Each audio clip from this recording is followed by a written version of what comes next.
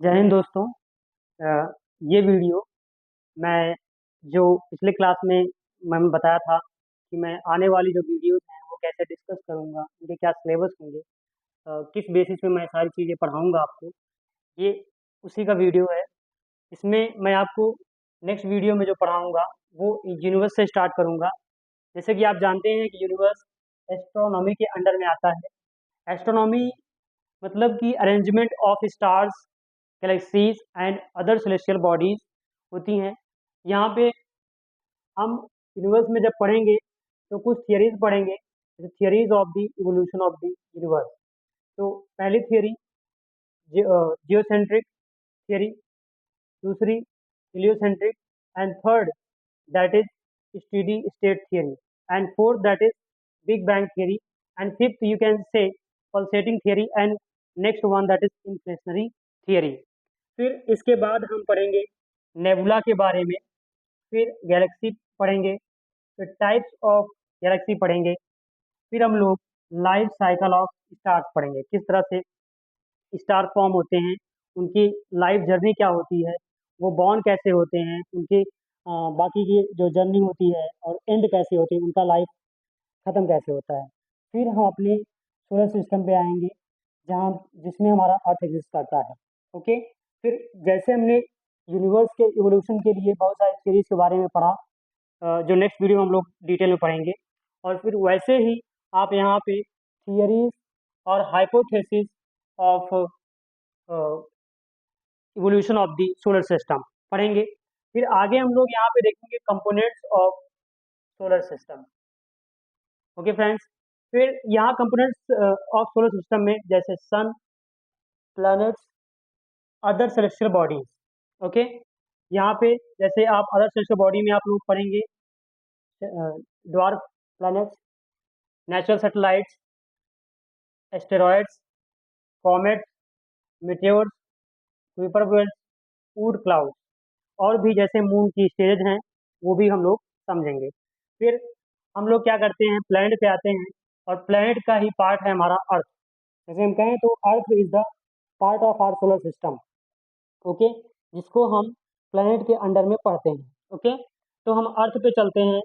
तो जब हम अर्थ पे यहाँ से पढ़ने के बाद, सारी चीज़ें पढ़ने के बाद हम अर्थ पर आएंगे, तो अर्थ के बारे में हम समझेंगे origin of the earth. Okay. Origin of the earth समझेंगे। फिर यहाँ से हम लोग समझेंगे geological period of the formation of lithosphere, hydrosphere, atmosphere. जैसे आप यहाँ देख सकते हैं, this is our land, this is our ocean, and this is the atmosphere of earth. Okay. यहाँ पे आर मतलब यहाँ पे हम कहना चाहते हैं कि अर्थ के बारे में बता रहे हैं। तो यहाँ पे आप देख रहे हैं ओशन, जो वाटर बॉडी है। आप यहाँ पे लैंड देख सकते हैं, जो बगल में आप वाटर बॉडी देख सकते हैं, जिसे हम ओशन कहते हैं। आगे वीडियोस में हम लोग जब पढ़े ओशनोग्राफी पढ़ेंगे, अभी डिस्कस करूंगा मैं कि कहाँ पढ़ते हैं इसको, तो मैं बताऊंगा। फिर हम लोग नेक्स्ट यहाँ पे आते हैं, अपने टॉपिक पे अर्थ पे आते हैं। तो यहाँ पे जब हम देखेंगे तो जोलॉजिकल टाइम स्केल पढ़ेंगे। जोलॉजिकल टाइम स्केल में हम इसे हम जोलॉजिकल हिस्ट्री ऑफ द अर्थ भी कह सकते हैं। यहाँ पे हम पढ़ेंगे टाइमलाइन, पढ़ेंगे पूरा कैसे अर्थ इवॉल्व होता है, क्या टाइमिंग होती है कि रॉक्स के फॉर्मेशन के, कौन कौन से रॉक कौन से टाइम में बनी हुई है, फिर लाइफ का एग्जिस्टेंस कैसे आता है, लाइफ कैसे इवॉल्व होती है, फिर आज हम लोग कैसे बने, सारी चीज़ें यहाँ पे हम डिस्कस करते हुए चलेंगे।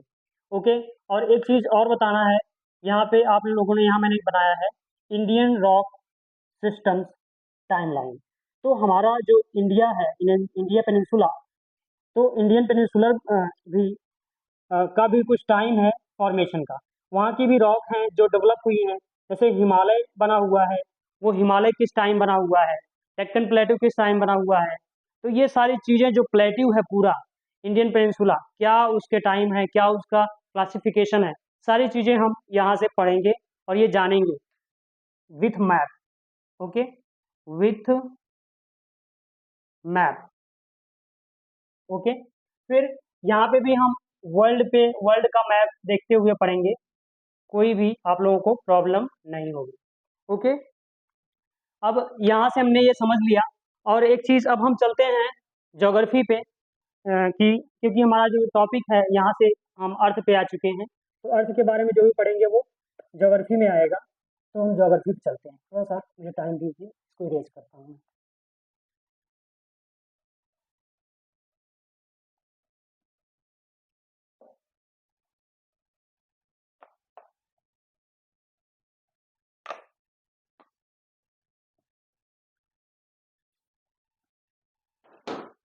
ओके फ्रेंड, तो यहाँ पे हमने बताया आपको कि हम ज्योग्राफी, उसके बाद ज्योग्राफी पढ़ना स्टार्ट करेंगे। ज्योग्राफी ज्योग्राफी हम पढ़ना स्टार्ट करेंगे। ज्योग्राफी में हम इसको दो पार्ट में डिवाइड करेंगे। ओके, तो अभी हम थोड़ा डेफिनेशन समझ लेते हैं कि the study of the earth as a home of the man. हम अर्थ को as a home of a man, of the man पढ़ते हैं। ठीक है, क्योंकि अगर अर्थ हमारा होम है तो हमें ये जरूरत है, it is required for us to understand each and everything, each and every phenomena which is occurring over the earth. तो ये जरूरी है कि हम सारे फिनोमेनाज को जानें जो अर्थ पर चल रहे हैं। तभी तो हम अर्थ पे जो भी फैक्टर्स हैं, जो भी हमारे लिए यूजफुल चीज़ें हैं, रिसोर्सेस हैं, उनका प्रयोग कर पाएंगे। ओके, तो हमने इस ज्योग्राफी को दो पार्ट में डिवाइड किया है। पहला आप देखोगे तो physical geography, first is physical, second one that is human geography. Human geography, okay. तो यहाँ पे विल अंडरस्टैंड व्हेन वी, यहाँ पे जब हम डायरेक्ट पढ़ेंगे नेचर के बारे में, जब हम नेचर के बारे में डायरेक्ट पढ़ेंगे, माउंटेन के बारे में पढ़ेंगे, रिवर्स के बारे में पढ़ेंगे, प्लेन्स के बारे में पढ़ेंगे, प्लेटो के बारे में पढ़ेंगे, जो भी फिनोमेना चल रहे हैं, जियोलॉजिकल फिनोमेना जो चल रहे हैं, जो अर्थ के जोग्राफिकल फिनोमेना चल रहे हैं, सारी चीज़ों को हम यहाँ पे पढ़ेंगे। ओके फ्रेंड, यहाँ पे जैसे पहला जियोमॉर्फोलॉजी। जियोमॉर्फोलॉजी में हम क्या पढ़ेंगे, यहाँ पे हम पढ़ेंगे लैंड फॉर्म्स। लैंड फॉर्म्स हम क्या क्या पढ़ेंगे, जैसे mountains, plateaus, planes,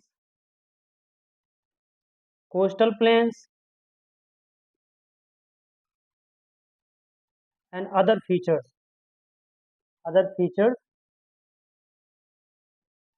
over the earth. Okay, second that is climatology.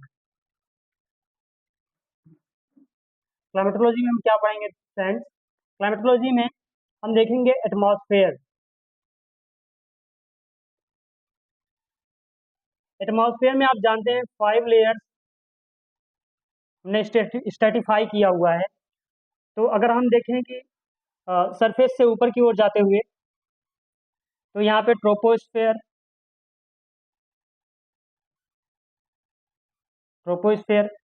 Second है stratosphere, third mesosphere, and fourth one that is thermosphere, and fifth one that is exosphere.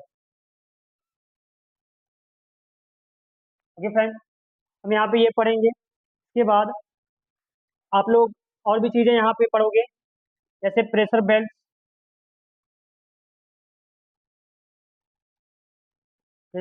Of the earth. Okay, temperature, okay, altitude, okay. Then यहाँ पे और भी चीज़ें हम पढ़ेंगे, जैसे कि विंड सिस्टम्स। ओके, कुछ फिनोमिना जैसे tsunami, sorry, tsunami, monsoon, okay, और भी चीज़ें जैसे कि एयर मास, और विंड में जैसे कि आप लोग यहाँ पे जैसे लैंड ब्रीज होती है, सी ब्रीज होती है, ये सारी चीज़ें पढ़ेंगे इसके अंडर में। फिर हम लोग यहाँ से नेक्स्ट टॉपिक चलते हैं, third, that is oceanography. Oceanography में फ्रेंड हम ओशंस के बारे में पढ़ेंगे, ओशन बॉडी के बारे में पढ़ेंगे। अब इसके बॉटम रिलीफ कैसे हैं,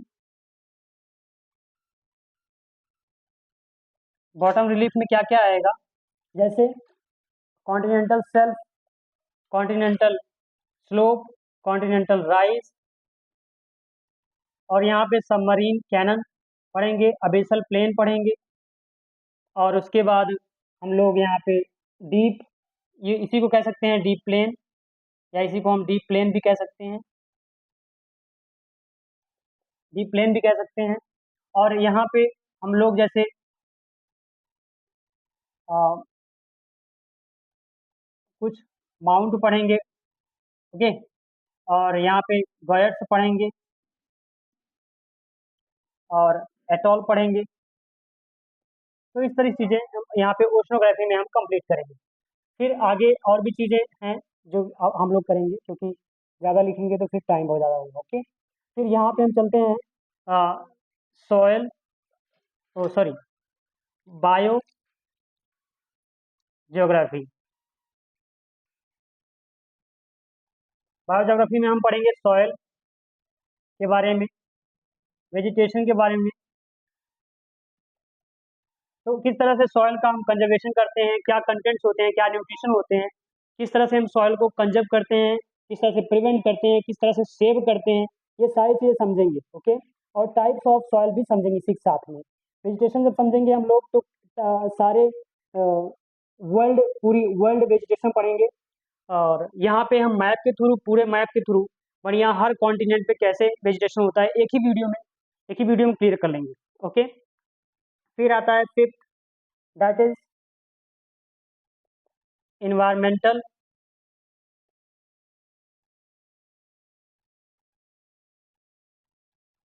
ज्योग्राफी, ओके। यहाँ पे हम, जैसा कि हम लोग जानते हैं कि जिस अर्थ पे हम रहते हैं उसके इन्वायरमेंट के बारे में जानना बहुत आवश्यक है हमारे लिए। तभी तो हम, हमें ये कैसे प्रॉफिटेबल होगा और कैसे हार्मफुल होगा हम समझ सकते हैं, और इसके हिसाब से समझने के साथ साथ हम इसमें कुछ परिवर्तन ला सकते हैं। तो इससे क्या होगा, ये हमारे लिए बेनिफिशियल होगा, ओके फ्रेंड। फिर हम चलते हैं अपने नेक्स्ट इस पे, नेक्स्ट ब्रांच पर, that is human geography. Human geography हम क्यों पढ़ते हैं, क्योंकि फिजिकल ज्योग्राफी पढ़ने के बाद जो ह्यूमन है वो नेचर से इंटरेक्ट करता है, नेचर से इंटरेक्ट करता है। तो कैसे करता है, पहले हम लोग पढ़ेंगे, इसको समझेंगे इकोनॉमिक ज्योग्राफी में, ओके। और second one, that is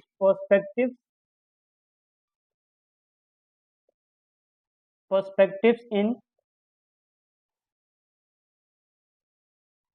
human geography. Third, population and settlement geography. Next, regional planning. Next, fifth, that is there are few models, theories and laws of human geography, okay. तो हम economic geography में कैसे पढ़ेंगे, क्योंकि हम अर्थ पे ही तो सारी चीजें पाते हैं। जैसे कोई मिनरल यानी resources, you can say resources, ऐसे रिसोर्सेज में क्या क्या आएगा बोलिए, वाटर हमारे लिए एक रिसोर्स है, ओके। और मिनरल हमारे लिए रिसोर्स है, फॉरेस्ट हमारे लिए क्या है, रिसोर्स है, फॉरेस्ट हमारे लिए रिसोर्स है, ओके।